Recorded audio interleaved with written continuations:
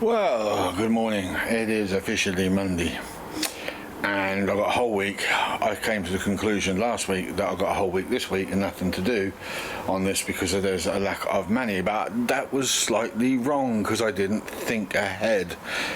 I've got a crown ring, as I like to call it, to go around this thing.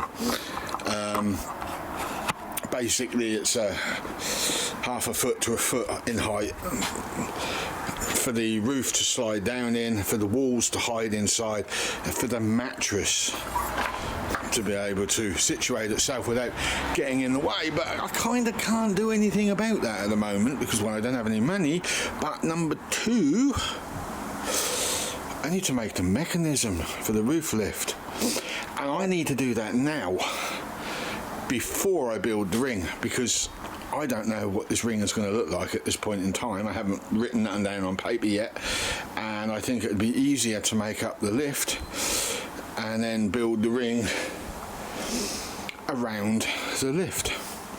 So this week we're going to attempt using scrap parts, that's what this channel's all about, to build the lift mechanism. And what I want to do is 2 scissor lifts. Well, it's quite simple, really. Oh, thanks, dog. Pooped on my rug. Yeah, anyway, look, I pulled an old fire engine apart a long time ago. You remember on the channel I built those units, cupboards, and I pulled a lot of drawer runners apart. I was actually supposed to take some of this stuff back because it was made of aluminium, but I kind of didn't, because I just saw the potential of it being useful someday, because car and track is something I have in the past needed a lot of, and it's near on impossible to find, for me anyway. I mean, it's marine is where you'll get a decent sized car and track from, and they're expensive, and I'm not paying that kind of money. And then I was thinking, well, I need some bearing cups, some bearing holders or something. And I was thinking about that and all, and I thought, well, where the hell am I going to find them from? And I've got these. Well, look, this is what I got. In these bags, I've got a whole load of these tracks. Ignore that lot, it's this you're looking at. I've got a lot of them. And then in that bag, I've got the track wheels that slide in along there. So we've got a track. So when we do the scissor action, we can have a bearing up this end with a what's it going up, and then on this end we can bolt a piece of steel to that's going that way, and then and vice versa with this on the top. So we can then use 2 more of these each side, and that should lift. Okay, so we've been harvesting a lot of spares. Got that off my engine hoist. It's an idea that had I had 2 more wheels would have worked, and not have cheap ass Chinese rubber that just rotted within 6 months. Well, that would have worked, but as it stands, no. So I've stripped one of the wheels down. This is what we have, and this is what we now got. The bearings are not great, but they will work for this job. I've also been under the lorry with my lad, and we've pulled all the linears off, because the value of that lorry that I'm going to get back, I'm refusing to leave expensive stuff on there. And those, just that one alone, was 70 quid. And there was 3 of them. They were 50 quid, there's 3 of them. Unfortunately, one got broke. The nodule come off, and I need 1 more of these as well, because this I was planning on using for the roof, but because I've got 2 good ones and 1 dodgy one, I'm kind of debating how I'm going to do this without purchasing another one. They've got about 2¼ foot of reach. That would actually absolutely be enough to do what I want to do. I could slope the back 1/2 foot, not a problem, or slope the whole thing 1/2 foot. And I also have these 3, which could be used on the inside, because I actually only need 1 at each side for the walls. So these would work well with the walls, and maybe use 1 on the ladder at the back or something. If I have to buy another one of those, they're 90 quid. So this has to work before I decide to spend 90 quid on another one. The broken one, I'll probably, if I have to use it, I'll probably make a metal plate up that can be glued and screwed through those holes there, and with another bracket fitted to it. This is what happened. It just snapped. Very brittle die cast.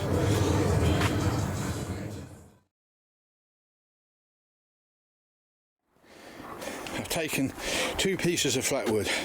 I've marked 1 inch increments all the way down, so there's about 94 there in total.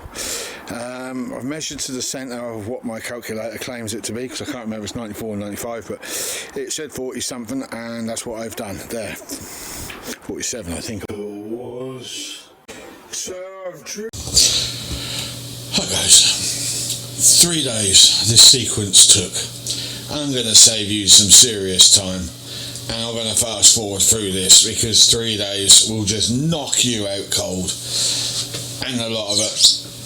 I think I ended up talking out of my backside sometimes because I'll be honest with you, as I tried to explain in this little sequence, I don't know anything whatsoever about trigonometry.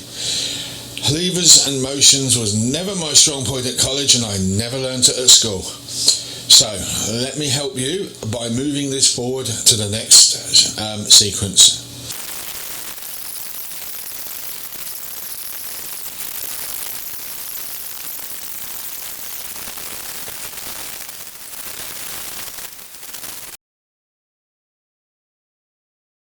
Wind is a whacking us today. Been shopping. I've got 4 aluminium box. There for the scissors lift. I've got 2x4s, bloody great lengths. I hate to think how much they are in the shop.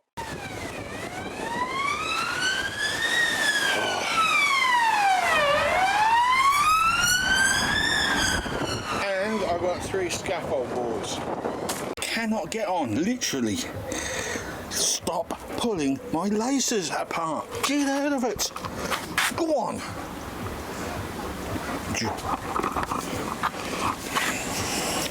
No. Get down. Down. No. No. It's it. Right, people, so far I've badly drilled a hole out, but it is square, even though my hole saw is a little bit broken. Probably why my channel doesn't expand, because I swear too much. Yeah, that's a load of rubbish. I've got to find another one. I've got a hole saw set around here somewhere, but I know where I put it. So first one's in. The second one is going to have another no hole, but now what's it doing? Get off my laces!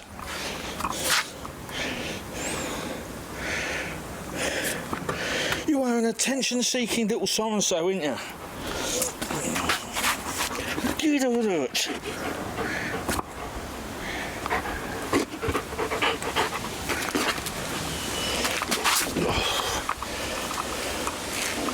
Right, excuse me guys. So there's another one going in the middle, so I'm going to drill a hole. I mean, what is this? What are we talking about here? About 14 mil, isn't it? Something like that. 14, 15 mil hole in the middle with 8 mils around the outside of it. We'll put, no, 10 mils around the outside of it. Will you stop it? Enough? Did you grin at me?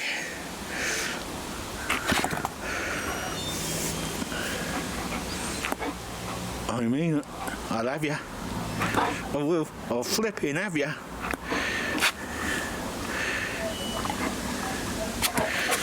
Right.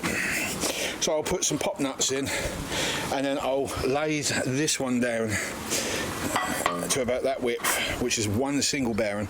Bolt that on the outside, and drill a larger hole to run a bolt through, and then we'll join these two together to make the scissor. Now what's he doing? Get out of there, Diesel! Oh, you're such an idiot, you are, dog. Get out of there! Come on. Out. You are such a destructive distraction. we have to make a plate to permanently bolt this side down to the woodwork. Get off my laces. That's my airline. Oh, flipping heck. This dog. I love him to bits, but boy is he a pain in the arse.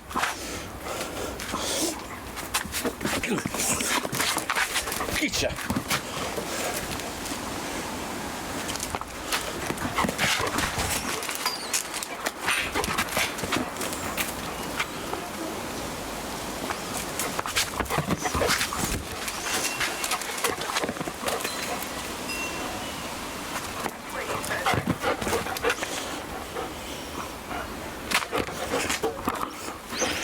Get off. Stay me. Get off. Ow. Bit me. Ouch. Ooh.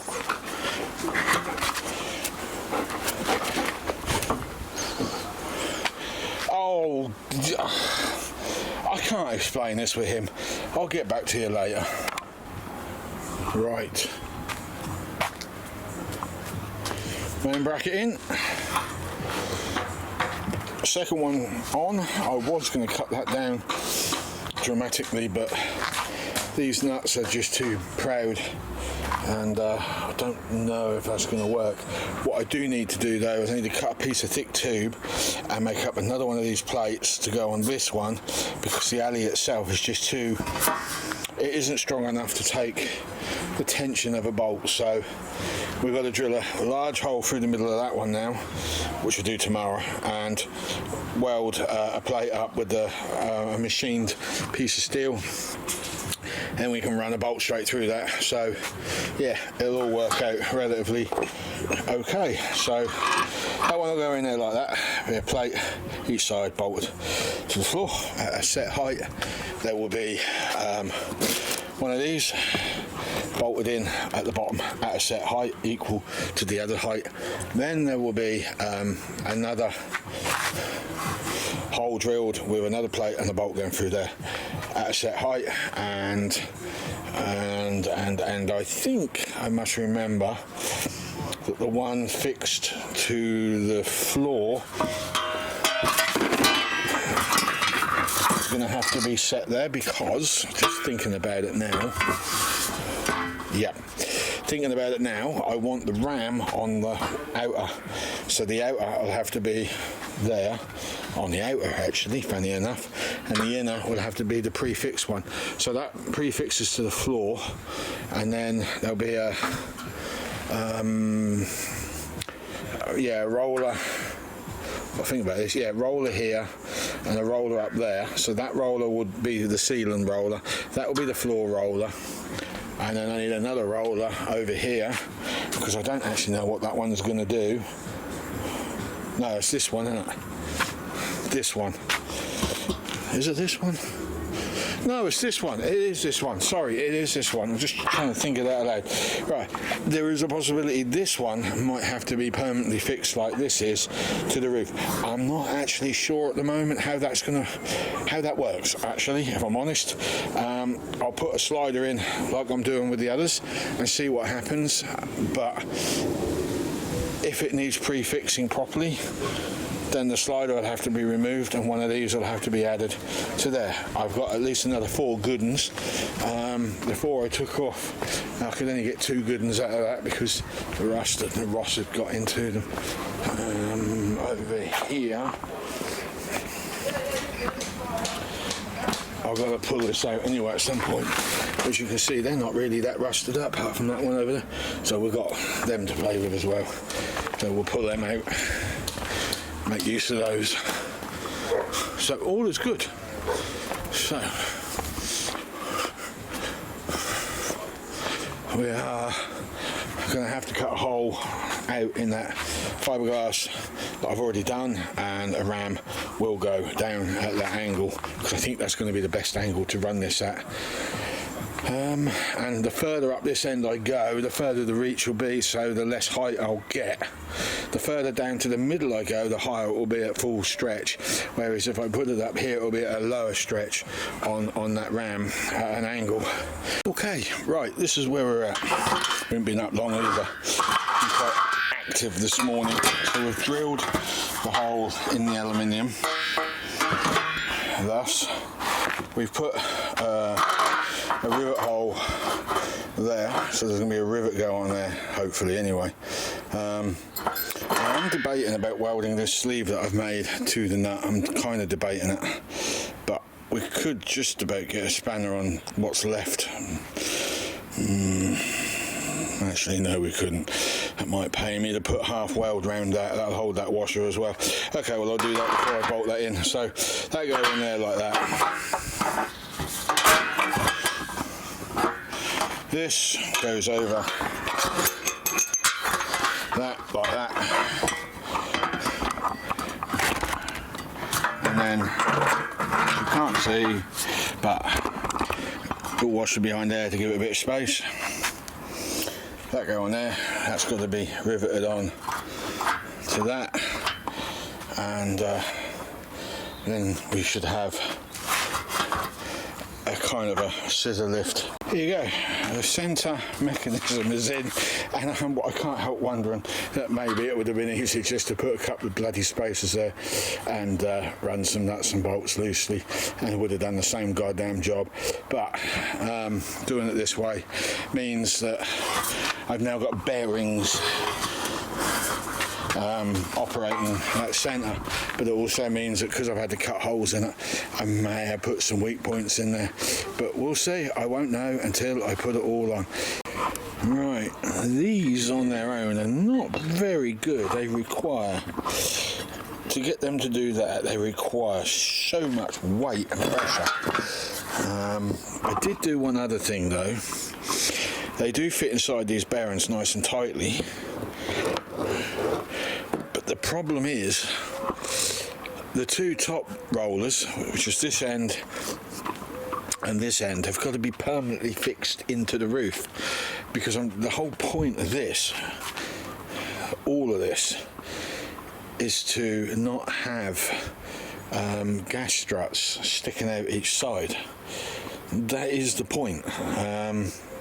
I mean, gas struts are a lot lighter than what I've put together, but I just don't like them. They're unreliable, horrible things. I just don't like them, full stop. Plus, I just feel that putting something together like this is just a bit better quality, more attention to detail, and will probably last a heck of a lot longer. Right, new day, Saturday, and I'm wondering whether to upload this now and do a part 2. But I know part 2s really irritate some of you. But I'm getting to the point where I can't do much more until I've got some more bits and bobs in. But anyway, look, I may have to put another one of them on the end of here.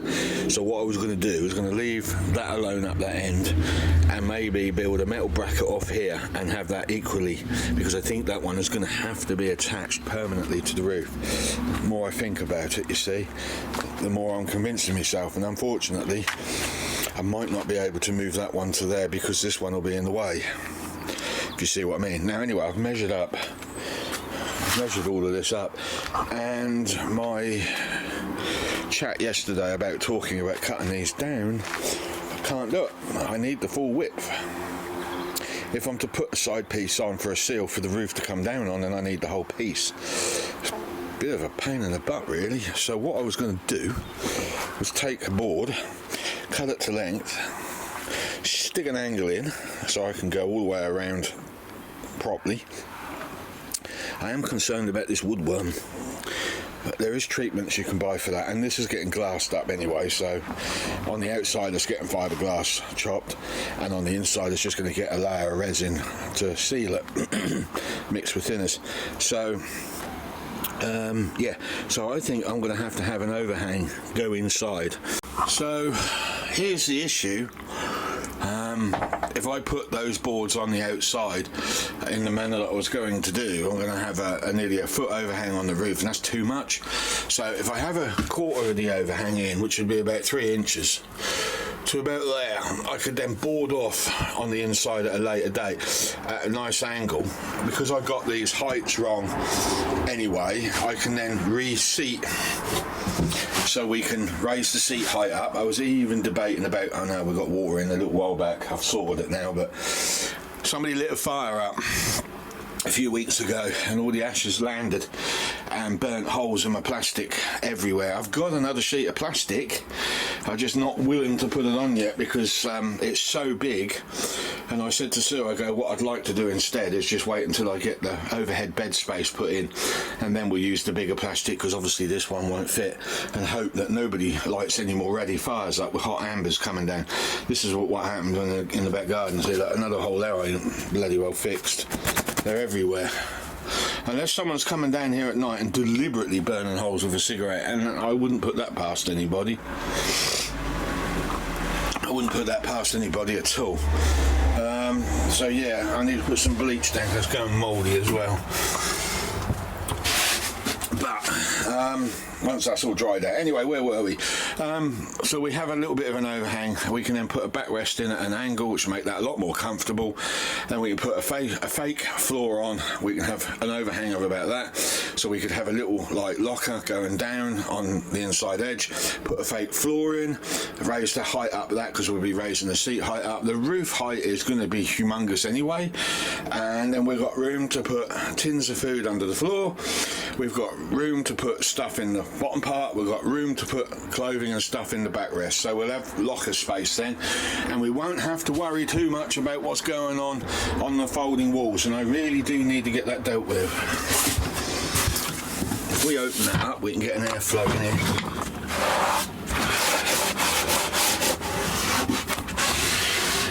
That's the perils of working outside, I'm afraid. Look at that mould.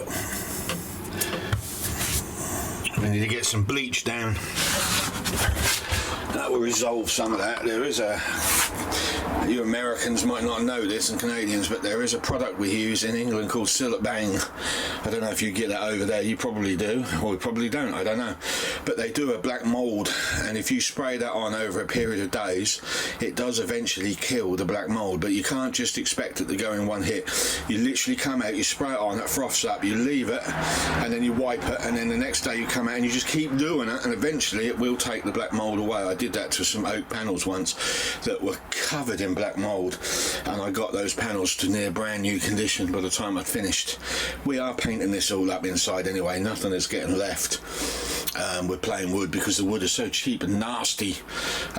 When I started to sand it down to get it smooth, you can see it just blew straight through everywhere. It was a nightmare because it was so thin. And at some point we need to get some sand in this anyway and start sanding all these areas back, and then we can paint all of that all up. The only reason I haven't put an inner frame in there yet is because I want to put a big panel across that, padded, and then I was going to put a frame in. Then I was going to put the loo up against it, screw the loo down, and there's a lino to go in here as well. I ain't got it, but I'm planning on putting a lino in here as well. I've got to get a load of foam from somewhere that ain't going to disintegrate and glue that onto the walls, and then put the cloth over the top, but I'm not gluing the cloth to the walls. I also want to do another beer mat backsplash on both sides like I did on the other one, because I love that. That worked out well. I quite enjoyed that. So, and then lacquer it all up. So that's my plan. So the overhang will have to come out. There's not a lot I can do about it, but I only need the overhang on that panel and the one behind me. What I don't need is it on the back, so we don't have to have that.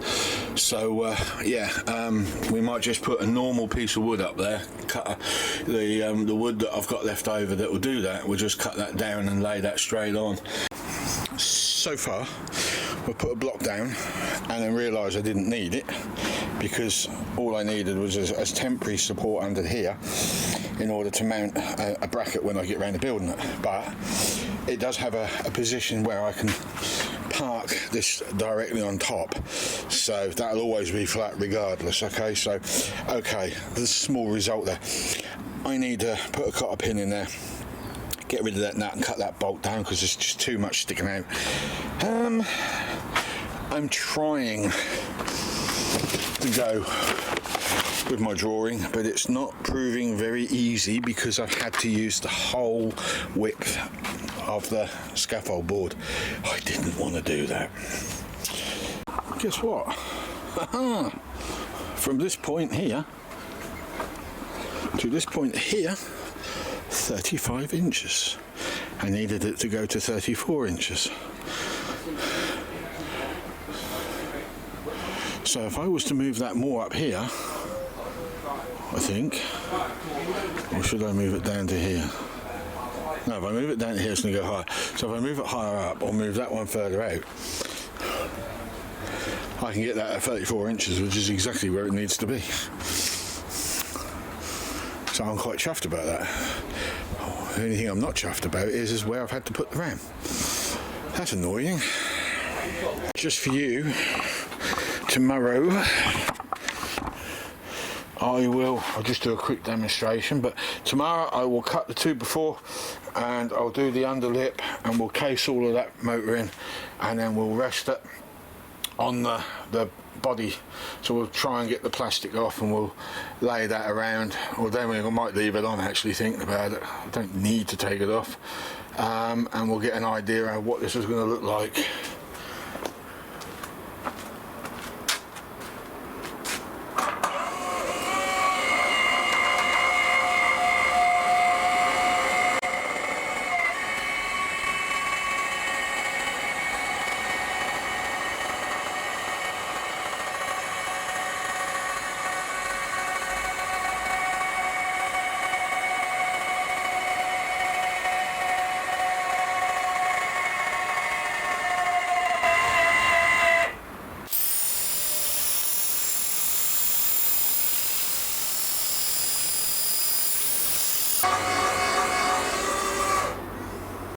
Okay, I've discovered a small problem. Shut up. And that is, this, when it's fully erected in the air, is actually lower than what the front part of it is. So this sits probably about 3 inches, 4 inches higher than that one. And I've put that down to the fact that this one needed to be extended out to here. Also, another thing I've noted is I was right. I don't need a slider on this way. I'm officially now knackered and I've taken this as far as I can take it.